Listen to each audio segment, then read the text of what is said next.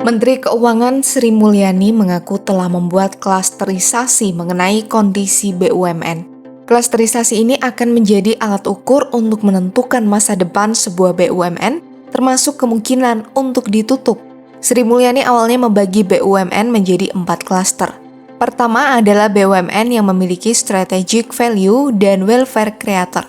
Jenis BUMN seperti ini bisa dimiliki sepenuhnya oleh pemerintah dan dapat dilakukan privatisasi, holdingisasi, penggabungan, atau peleburan.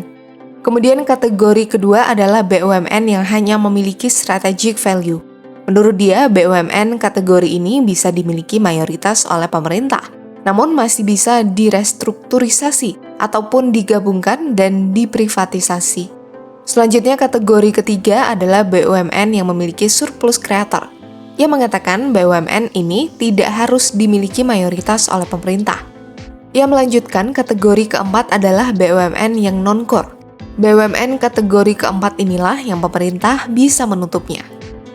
Sedangkan yang non-core ini teoritis seharusnya pemerintah tidak masuk, tidak memiliki. Karena ini sebetulnya dari sisi mandat pembangunannya kecil sekali dan performance-nya tidak bagus.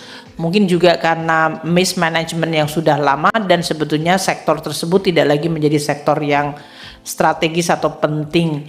Dalam hal ini tidak harus dimiliki pemerintah atau bahkan seharusnya bisa ditutup dan likuidasi. Sejumlah anggota DPR kemudian menanyakan apakah Sri Mulyani sudah memiliki daftar BUMN sakit yang masuk dalam kategori non-core tersebut. Sri Mulyani mengatakan sudah mengantongi kandidatnya, namun ia tidak membeberkannya. Selain itu, Dirjen Kekayaan Negara Kemenkyu Ronald Silaban juga menyampaikan bahwa saat ini daftar BUMN tersebut masih dalam tahap penyelesaian.